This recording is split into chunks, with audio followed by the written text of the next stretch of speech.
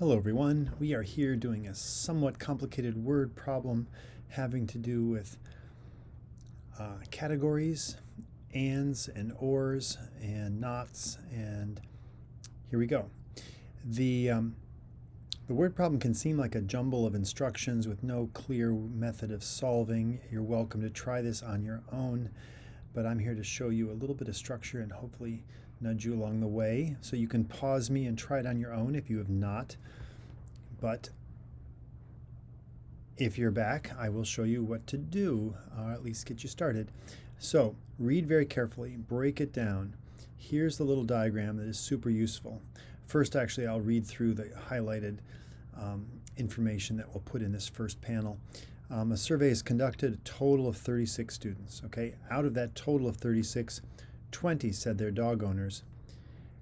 And that doesn't mean only dogs. That just means if you say, hey, are you a dog owner? 20 of the 36 will raise their hands. Just like with cat owners, 18 raised their hands, and 11 said they owned horses. There might be some overlaps. In fact, there are.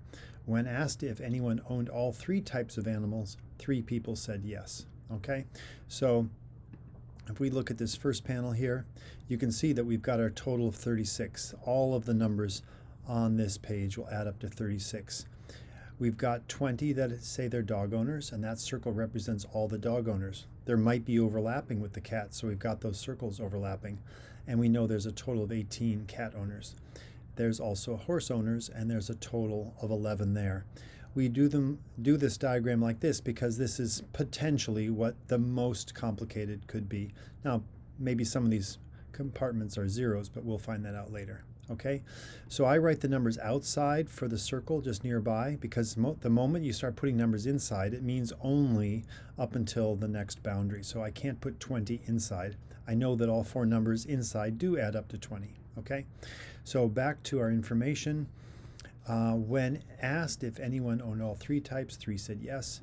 Only 1 person said that their family owned a horse and a dog. Okay, so the 1 person who says that they owned a horse and a dog but no cats, that's key information, okay? So I'll show you that.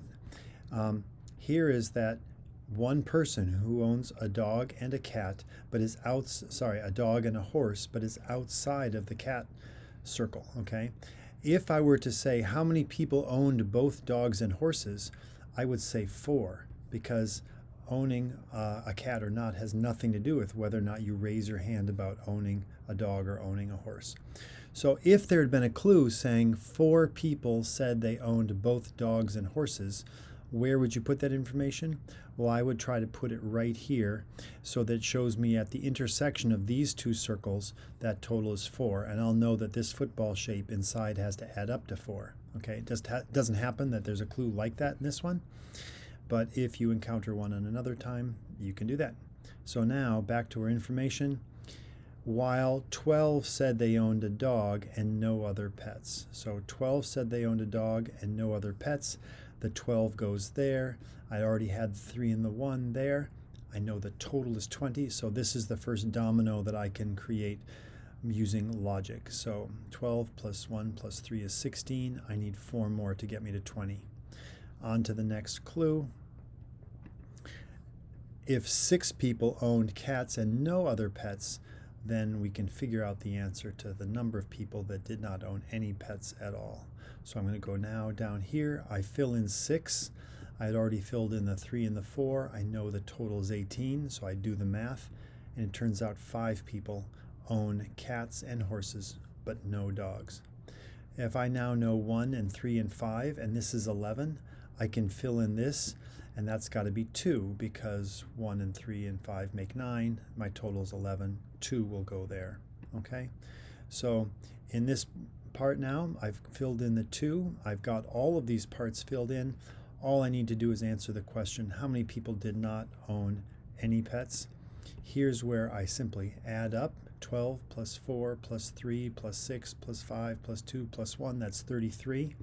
I take that away from my total, and I've only got 3 people that occupied this space out here that is not pet owning. All right, so you can see how the language of and or and not can help you fill in a chart like this and answer a question. Thank you very much.